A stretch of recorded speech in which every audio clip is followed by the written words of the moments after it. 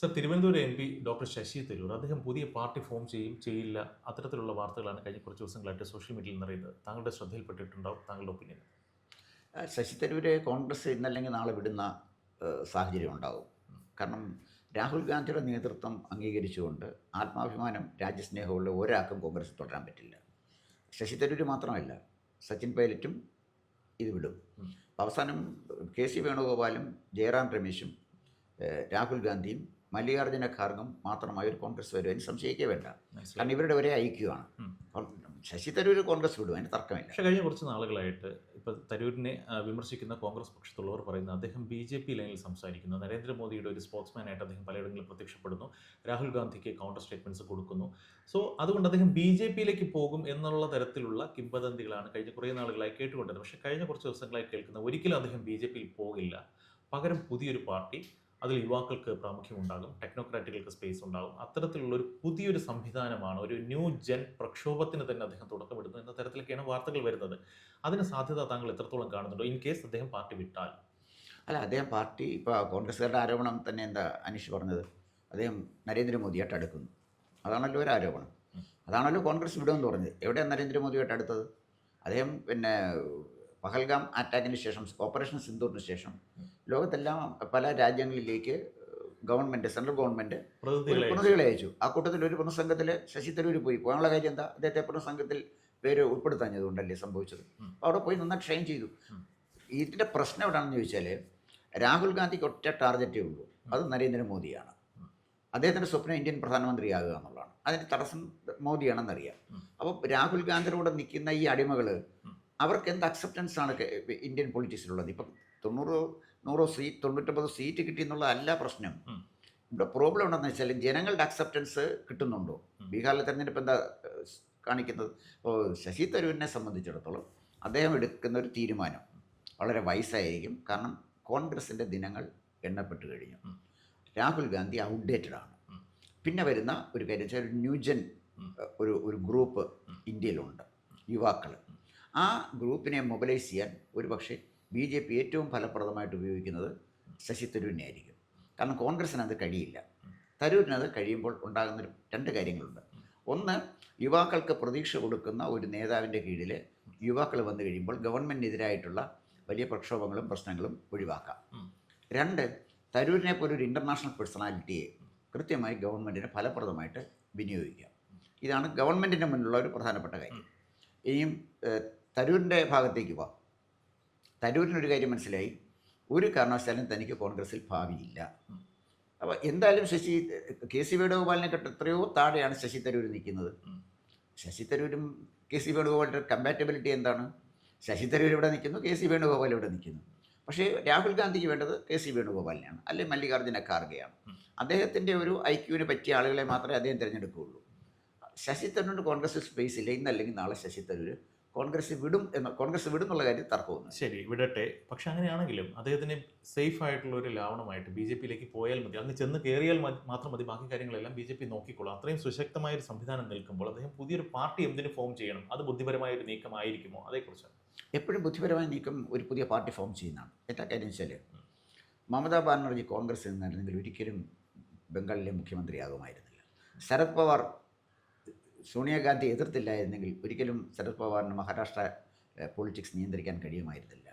അതുപോലെ തന്നെ രാജശേഖര റെഡ്ഡിയുടെ മകന് ജഗ്മോഹൻ റെഡ്ഡി കോൺഗ്രസ് വിട്ടുപോയി YSR കോൺഗ്രസ് ഉണ്ടായതുകൊണ്ടാണ് അദ്ദേഹത്തിന് ആന്ധ്രാപ്രദേശിൽ ഗവൺമെൻറ് ഉണ്ടാക്കാൻ കഴിയുന്നത്. ഇനിയും ശശി തരൂർ മാത്രമല്ല, രേവന്ത് റെഡ്ഡിയും കോൺഗ്രസ് വിടും. ഒരുപക്ഷെ DK ശിവകുമാർ കോൺഗ്രസ് വിട്ടാലും അത്ഭുതപ്പെടേണ്ട കാര്യമില്ല. ശരി. അപ്പോൾ ഒരു പക്ഷേ എൻ്റെ ഒരു സാധ്യത ഞാൻ കാണുന്നത്, രാഹുൽ ഗാന്ധിക്കെതിരെ ശക്തമായ ഒരു ധ്രുവീകരണം കോൺഗ്രസിനകത്ത് ഉണ്ടായിട്ടുണ്ട്. ശരി. പല കോൺഗ്രസ് നേതാക്കന്മാരോട് സംസാരിച്ച് നോക്കിക്കോളൂ. ഇയാൾ ഇരിക്കുന്നിടത്തോളം കാലം ഈ പ്രസ്ഥാനം നന്നാവില്ല, ഇയാളും കെ സി വേണുഗോപാലും കൊണ്ട് തകർക്കുകയാണ് എന്നാണ് അവർ ധരിച്ചിരിക്കുന്നത്. നോർത്ത് ഇന്ത്യൻ കോൺഗ്രസ്സുകാരെന്താ പറയുന്നത്? എങ്ങാണ്ടൊരു മദ്രാസിയം കൊണ്ടാണ് ഈ രാഹുൽ നടക്കുന്നത്, ഒരു കാരണവശാലും ഇത് രക്ഷപ്പെടാൻ പോകുന്നില്ല. കെ സി വേണുഗോപാലിനെ ഒരു ഈ മദ്രാസി എന്ത് ചെയ്യാൻ പോകണമെന്നാണ് അവർ ചോദിക്കുന്നത്. അതുകൊണ്ടാണല്ലോ അദ്ദേഹം ബീഹാർ തെരഞ്ഞെടുപ്പിന് ചെല്ലാതിരുന്നത്. ഇത് ഞാൻ പറഞ്ഞു വന്നതിൻ്റെ പ്രശ്നം വെച്ചാൽ, ശരിക്കും പറഞ്ഞാൽ കോൺഗ്രസിനകത്ത് ശശി തരൂരിന് സ്പേസ് ഇല്ല.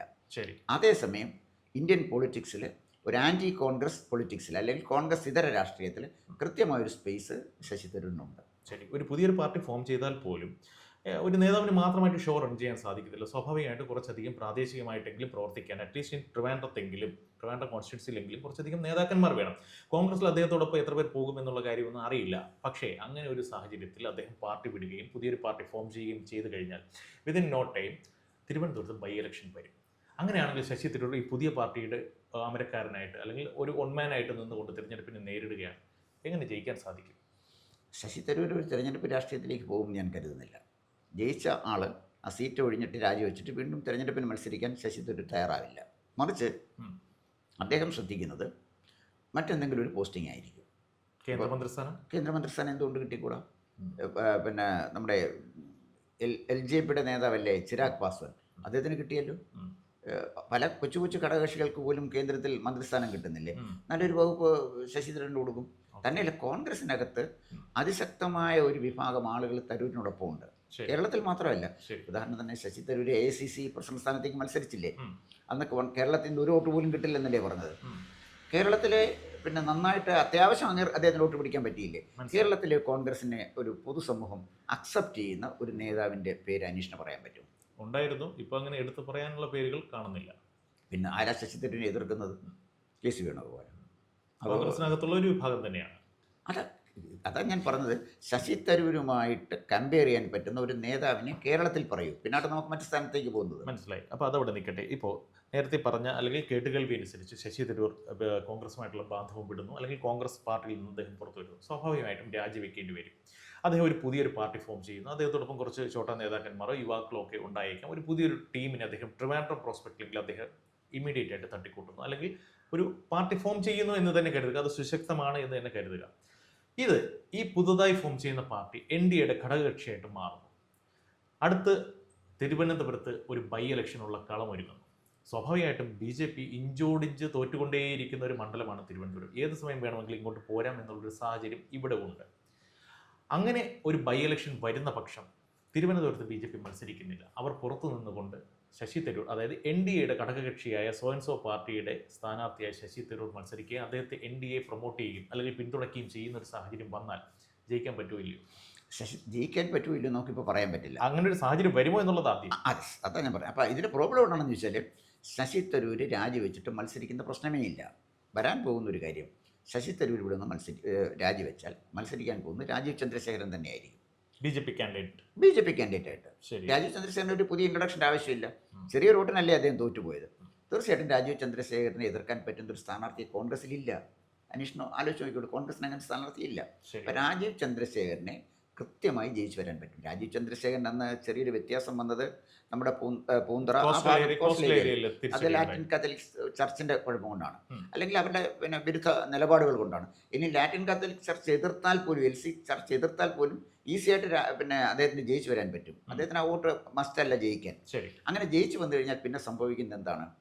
കേരളത്തിലെ BJP ഉയർത്തിക്കാട്ടാൻ ശശി തരൂരിൻ്റെ പാർട്ടിയെ കൂടെ നിർത്തി BJP തിരഞ്ഞെടുപ്പിന് മത്സരിച്ചാൽ ശശി തരൂരിനെ മുഖ്യമന്ത്രി ആയിക്കൊണ്ട് എന്തൊരു ഗവൺമെൻറ് എന്തുകൊണ്ട് ഉണ്ടായിക്കൂടാ? അങ്ങനെ വരികയാണെങ്കിൽ BJPയുടെ ആദ്യ മുഖ്യമന്ത്രി ശശി തരൂരാകും എന്നാണ് താങ്കൾ പറയുന്നത്. എന്തുകൊണ്ട് പറ്റിക്കൂടാ? ബീഹാറിൽ അവരങ്ങനെ ചെയ്തില്ലേ? ശരി, പക്ഷേ കേരളം പോലെ ഒരു രാഷ്ട്രീയ ഭൂമികയിൽ ഇതൊക്കെ ടെക്നിക്കലി എത്രത്തോളം പോസിബിൾ ആണ് എന്നുള്ളൊരു നമുക്ക് നോർത്ത് ഇന്ത്യയിൽ കാര്യങ്ങൾ പറയാം, അവിടെ എന്ത് സംഭവിക്കും, ജമീന്ദാർ രാഷ്ട്രീയമാണ്. പക്ഷേ കേരളത്തിൽ ഇതൊക്കെ നടക്കുന്ന കാര്യമാണോ? ടെക്നിക്കലി പോസിബിൾ അല്ല കേരളത്തിലാണ്. കാരണം ശശി തരൂരിനടുത്ത് നിൽക്കുന്ന ഒരു BJP നേതാവിനെ പറ ഇല്ലല്ലോ. BJPക്ക് ഒരാൾ രാജീവ് ചന്ദ്രശേഖരന് പിന്നെ ഡൽഹിയിലേക്ക് പോവുകയും അദ്ദേഹം അവിടെ കേന്ദ്രമന്ത്രിയാകുകയും ചെയ്തു കഴിയുമ്പോൾ തീർച്ചയായിട്ടും ഇപ്പുറത്ത് ശശി തരൂരിൻ്റെ സ്പേസ് കിട്ടും. ഉദാഹരണത്തിന് ശശി തരൂരിൻ്റെ പാർട്ടി ഇപ്പോഴത്തെ കേരളത്തിലെ NDAയിലേക്ക് ചേരുകയും ശോഭാ സുരേന്ദ്രൻ BJPയുടെ സംസ്ഥാന പ്രസിഡൻ്റായിട്ട് വരികയും ചെയ്യുമ്പോൾ ഉണ്ടാകുന്നൊരു കമ്മ്യൂണിക്കേഷൻ കണക്കാക്കിക്കോണം. തരൂർ നായർ കമ്മ്യൂണിറ്റിപ്പെട്ട ആളാണ്. ശോഭ കൂടെ വന്നു കഴിയുമ്പോഴത്തേക്ക് അവരെ പിന്നെ എല്ലാവരും അംഗീകരിക്കുന്ന ആളാണ്. ഈഴവരും നായരും ക്രിസ്ത്യാനിയും ഒക്കെ അംഗീകരിക്കുന്ന ആളാണ്. ബാലൻസ് ചെയ്തോളൂ. അങ്ങനെ വന്നാൽ തന്നെയല്ല പിന്നെ ഡൽഹിയിൽ ഒരുപക്ഷെ നാളെ ഒരു വനിതാ BJP പ്രസിഡന്റ് വന്നുകൂടാന്നില്ലല്ലോ, നമുക്കതിനെക്കുറിച്ച് പറയാൻ പറ്റില്ലല്ലോ. അപ്പോൾ എന്തായാലും ശരി, അത്തരം ഒരു ഇക്വേഷൻ വന്നാൽ കേരള രാഷ്ട്രീയത്തിൽ വലിയ മാറ്റങ്ങളുണ്ടാകും. ആ മാറ്റം ഏറ്റവും കൂടുതൽ പ്രതിഫലിക്കുന്നത് BJPയിലായിരിക്കും. കാരണം ഈ ലോക്കൽ ബോഡി തെരഞ്ഞെടുപ്പ് കഴിഞ്ഞ് ശശി തരൂർ ഒരു തീരുമാനം എടുക്കും. അതുവരെ വെടിപൊട്ടത്തില്ല. അതിൻ്റെ കാരണം എന്ന് വെച്ചാൽ കൃത്യമായി പൾസ് കിട്ടണമെങ്കിൽ ഈ ലോക്കൽ ബോഡി ഇലക്ഷൻ കഴിയണം. ലോക്കൽ ബോഡി ഇലക്ഷൻ കഴിയുമ്പോഴത്തേക്ക് അദ്ദേഹത്തിന് അറിയാം BJP ഇവിടെയൊക്കെ സ്വാധീനം ഉറപ്പിച്ചിരിക്കുന്നു. ഒരു കാര്യം നിസ്സംശയം പറയാം, ഈ ലോക്കൽ ബോഡി ഇലക്ഷന് BJP നന്നായിട്ട് മുന്നോട്ട് പോകും, അതിന് തർക്കമുള്ളൊരു കാര്യമല്ല. പല അത്ഭുതങ്ങളും ഈ തെരഞ്ഞെടുപ്പിൽ നടക്കാൻ പോകുന്ന ഒരു അത്ഭുതം, ജനങ്ങളുടെ മുന്നിൽ അൺപോപ്പുലറായ BJP നേതാക്കന്മാർ തോറ്റ് കളം വഴിയും. അതൊരു വലിയ പ്രധാനപ്പെട്ട ഘടകമാണ്. പുതിയൊരു നേതൃനിര BJPയിൽ വരും. പ്രാദേശികമായി കൗൺസിലറായിട്ടും അല്ലെങ്കിൽ ബ്ലോക്ക് പഞ്ചായത്തോ ജില്ലാ പഞ്ചായത്തിലോ ജയിക്കുന്ന സ്ത്രീകളും ചെറുപ്പക്കാരും അടങ്ങുന്ന വലിയൊരു നിര സ്ഥാനാർത്ഥികളുണ്ട്. അവരായിരിക്കും നാളെ BJPയെ നയിക്കുന്നത്. എന്ന് പറഞ്ഞാൽ കാലഹരണപ്പെട്ട ഒരുപാട് നേതാക്കന്മാർ BJPയിലുണ്ട്. ജനങ്ങൾ വെറുക്കുന്ന ആളുകളുണ്ട്. അവർക്കൊക്കെ അവർ കുറേ കാലം BJPക്ക് വേണ്ടി ഈ പ്രസ്ഥാനത്തെ കൊണ്ടു നടന്നാണ്. അവർ കഷ്ടപ്പെട്ടവരാണ്. കഷ്ടപ്പെട്ട് അവരെ നേടിയത് എന്തായാലും ശരി, ഈ കഷ്ടപ്പാടിനിടയിൽ ജനങ്ങളുടെ വിരോധവും അവർ സമ്പാദിച്ചു വെച്ചിട്ടുണ്ട്. ഞാൻ പേരൊന്നും പറയേണ്ട കാര്യമില്ല. അപ്പോൾ അത്തരം ആളുകളുടെ ഒരു അസ്തമയം കാണാം.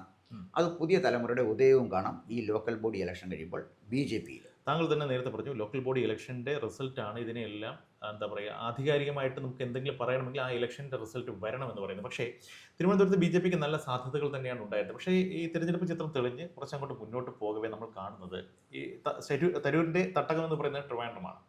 ഈ തിരുവനന്തപുരത്ത് UDF അതിശക്തമായ അല്ലെങ്കിൽ സാമാന്യം തെറ്റില്ലാത്ത എന്ന് മുതൽ അല്ലെങ്കിൽ അതിന് മുകളിലോട്ട് എബോവ് ആവറേജ് എന്ന് പറയാവുന്ന ഒരു പെർഫോമൻസ് അവർ പ്രചാരണത്തിലും പ്രവർത്തനങ്ങളിലും എല്ലാം കാണിച്ചുകൊണ്ടേയിരിക്കുന്നു. അപ്പോൾ ഒരു പക്ഷേ UDF കഴിഞ്ഞ പ്രാവശ്യത്തെ ഡാമേജസ് എല്ലാം പരിഹരിച്ചുകൊണ്ട് ശക്തമായൊരു മുന്നേറ്റം തിരുവനന്തപുരത്ത് നടത്തുകയും BJPക്ക് വേണ്ടത്ര രീതിയിൽ പെർഫോം ചെയ്യാൻ പറ്റാതിരിക്കുകയും അല്ലെങ്കിൽ കോൺഗ്രസിൻ്റെ നേട്ടം കൊണ്ട് BJPക്ക് ഒരു കോട്ടം ഉണ്ടാവുകയും ചെയ്യുന്ന ഒരു സാഹചര്യം വന്നാൽ തരൂരിൻ്റെ ഒരു ഭാവി അല്ലെങ്കിൽ ഒരു തീരുമാനം എന്തായിരിക്കും? കോൺഗ്രസിൻ്റെ ഭാവി കേരളത്തിൽ ഇല്ലടഞ്ഞതാണ്. അതിനെക്കുറിച്ച് സംശയിക്കേണ്ടതായില്ല. കാരണം കോൺഗ്രസ് അനീഷ് വിചാരിക്കുന്നുണ്ട് 2026 കോൺഗ്രസ് വരുന്നത്. വലിയ ബുദ്ധിമുട്ടാണ്. നമ്മൾ വിചാരിക്കുന്ന പോലെ അല്ല. കോൺഗ്രസ് കൂട്ടുപിടിച്ചിരിക്കുന്നത് ലീഗിനെയും ജമാഅത്തെ ഇസ്ലാമിയാണ്. പത്രം വായിക്കുന്ന ഇന്ത്യയുടെ ഭാവിയെക്കുറിച്ച് പ്രതീക്ഷയുള്ള ഏതെങ്കിലും ഒരുത്തിന് കോൺഗ്രസ് വോട്ട് ചെയ്യാൻ പറ്റുമോ? 2026 നമ്മളാരും പ്രതീക്ഷിക്കുന്ന പോലെ കോൺഗ്രസിൻ്റെ ഒരു അല്ലെങ്കിൽ ഒരു ഭരണം കിട്ടാൻ സാധ്യത ഞാൻ വളരെ വിദൂരമായിട്ട് മാത്രമേ കാണുന്നുള്ളൂ. ഒരു പക്ഷേ ഒരു ഭരണ തുടർച്ച ഉണ്ടായാൽ അത് ഇടതുപക്ഷത്തിന് വരാനുള്ള സാധ്യത. കാരണം എന്താണെന്ന് വെച്ചാൽ BJP ശക്തമായിട്ട് വോട്ട് പിടിക്കുകയും കോൺഗ്രസിനകത്ത് വോട്ട് നഷ്ടപ്പെടുകയും ചെയ്യും. ഇപ്പോൾ കോൺഗ്രസിൻ്റെ വോട്ട് ബേസ് എവിടെയാണ് ആലോചിച്ച് നോക്കൂ. കോൺഗ്രസിൻ്റെ വോട്ട് ബേസ് എന്ന് പറഞ്ഞാൽ ക്രിസ്ത്യൻ വോട്ടാണ് ഒന്ന്, മറ്റൊന്ന് നായർ കമ്മ്യൂണിറ്റിയോട്ടാണ്. ചുരുക്കം വോട്ടുകളെ ഈഴവ കമ്മ്യൂണിറ്റിയിൽ നിന്ന് കോൺഗ്രസിന് കിട്ടുന്നുള്ളൂ. നല്ല നേതാക്കന്മാരുണ്ട്, പക്ഷേ കമ്മ്യൂണിറ്റി പൊതുവേ ഒരു LDF മെൻറ്റാലിറ്റി ഉള്ളവരാണ്. CPMൻ്റെ ബേസ് വോട്ടെന്ന് പറയുന്നത് ഈഴവ കമ്മ്യൂണിറ്റിയുടെ വോട്ടാണ്. പിന്നെ വരുന്നത് കുറച്ച് നായന്മാരുടെ വോട്ടുണ്ട്, പിന്നെ പട്ടികവർഗക്കാരുടെ വോട്ടുണ്ട്. കുറച്ചു കാലം മുമ്പ് വരെ മുസ്ലിങ്ങൾ വോട്ട് കിട്ടുമായിരുന്നു. ഇപ്പോൾ മുസ്ലിങ്ങൾ എൻ ബ്ലോക്ക് CPMന് എതിരാണ്. ഇതാണ് ഇന്നത്തെ ഒരു ചിത്രം വരുന്നത്. കോൺഗ്രസിന് കിട്ടിക്കൊണ്ടിരുന്ന നായർ വോട്ട് എന്നെ BJP കൊണ്ടുപോയി കഴിഞ്ഞു. CPMൻ്റെ ഈഴവ വോട്ടും BJPയിലേക്ക് ഒഴുകിക്കൊണ്ടിരിക്കുകയാണ്. പിന്നെ ക്രിസ്ത്യൻ വോട്ടാണത്. കഴിഞ്ഞ ദിവസം കത്തോലിക്ക മെത്രാൻ സഭ പുറപ്പെടുവിച്ച ഒരു സർക്കുലർ കണ്ടായിരുന്നു. അത് വളരെ പ്രധാനപ്പെട്ട ഒരു കാര്യമാണ്. അവർ പറഞ്ഞിരിക്കുന്ന ഒരു കാര്യം, ആത്മാഭിമാനത്തോടെ തലയുയർത്തി നിന്ന് സത്യം പറയാൻ കഴിയാത്ത ആളുകൾ വോട്ട് ചെയ്യുന്നത് മണ്ടത്തരമാണ്. UDFന് എന്താ കാര്യം വെച്ചാൽ അവർ ഉന്നയിച്ച ചില കാര്യങ്ങളുണ്ട്. ഒന്ന് JB കൗശി കമ്മീഷൻ റിപ്പോർട്ട് 80-20, അതിനകത്ത് അവരോട് നീതി കാണിച്ചില്ല എന്നുള്ളതുണ്ട്. നിർമ്മല കോളേജിൽ നിസ്കരിക്കാൻ സ്ഥലം വേണമെന്ന് പറഞ്ഞുണ്ടായ പ്രശ്നങ്ങൾ അറിയാം. പള്ളുരുത്തിയിലെ സ്കൂളിലെ ഒരു കുട്ടിയെ കൊണ്ട് ചേർത്തിട്ട് ഹിജാബ് ധരിക്കുന്ന പ്രശ്നം, ഇതൊക്കെ അവരെ ആശങ്കപ്പെടുത്തുന്ന കാര്യമാണ്. പെട്ടെന്ന് പിന്നീട് നടക്കുന്ന ഈ സ്ഫോടനങ്ങളും ഈ പ്രത്യേകിച്ച് വൈറ്റ് കോളർ ടെററിസം അത് വലിയൊരു പ്രശ്നമായിട്ട് മാറിയിരിക്കുകയാണ്. അത് അവരെ മാത്രമല്ല ആശങ്കപ്പെടുത്തുന്നത്, കോൺഗ്രസ്സുകാരെ ഒഴിച്ച് രാജ്യത്തെ സ്നേഹിക്കുന്ന എല്ലാവരെയും ആശങ്കപ്പെടുത്തുന്നതാണത്. മനസ്സിലായി. ഇപ്പോൾ കോൺഗ്രസിൻ്റെ ഭാവിയെക്കുറിച്ച് താങ്കൾ കൃത്യമായി പറഞ്ഞു വെക്കുന്നു. BJPയിലേക്കാണ് തരൂരിൻ്റെ സാധ്യതകൾ എന്നുള്ള കാര്യം കൃത്യമായി പറഞ്ഞു വെക്കുന്നുണ്ട്. അവസാനമായിട്ടൊരു ചോദ്യം, എല്ലാം കൊണ്ടും തരൂരിന് BJPയിലേക്ക് വരാൻ പറ്റിയൊരു അന്തരീക്ഷമുണ്ട്, അല്ലെങ്കിൽ ഒരു പാർട്ടിയായി ചേർന്നുകൊണ്ട് ഇന്ത്യയുടെ ഭാഗമായി ഒറ്റക്കെട്ടായി നിൽക്കാനുള്ളൊരു സ്പേസ് ഇവിടെയുണ്ട്. പക്ഷേ വ്യവസ്ഥാപിതമായി BJP ടിക്കറ്റിൽ മത്സരിക്കുന്ന അല്ലെങ്കിൽ BJPയുടെ സോക്കോൾഡ് വക്താക്കളായിട്ടുള്ള നേതാക്കന്മാർ തരൂരിനെ കൊള്ളുമോ തള്ളുമോ? അവർക്കെന്ത് പ്രസക്തിയുള്ളത്? അവരുടെ പ്രസക്തി തന്നെ നഷ്ടപ്പെട്ടുകൊണ്ടിരിക്കുക. അതാണ് ഞാൻ മുമ്പ് സൂചിപ്പിച്ചത്. അവർ തള്ളുകയോ കൊള്ളുകയോ ചെയ്യുന്ന പ്രശ്നമല്ല. ശശി തരൂരിനെ കേരളത്തിലെ രാഷ്ട്രീയത്തിലേക്ക് NDAയിലേക്ക് അക്കോമഡേറ്റ് ചെയ്യുന്നത് ഇവരല്ലല്ലോ. അത് അമിത്ഷായും നരേന്ദ്രമോദിയും അല്ലെങ്കിൽ RSS അടങ്ങുന്ന അവരാണ് തീരുമാനം എടുക്കുന്നത്. ഇവർക്കൊക്കെ എന്ത് സ്വാധീനമാണുള്ളത്? ഒരു സ്വാധീനം അങ്ങനെയില്ലല്ലോ. ചുരുക്കം പറഞ്ഞാൽ കേരളത്തിലെ നേതാക്കന്മാർ ഇവിടെ കിടന്ന് കരയിൽ, തരൂർ BJPയിലെത്തും. സംശയിക്കുന്നു. കൂടുതൽ വാർത്തകളും വിശേഷങ്ങളും നേരിട്ട് ലഭിക്കാൻ ജനങ്ങളിൽ നിന്ന് ജനങ്ങളിലേക്ക് ജനഭൂമി ന്യൂസ് സബ്സ്ക്രൈബ് ചെയ്യൂ. ബെൽ ബട്ടൺ അമർത്താനും മറക്കരുത്.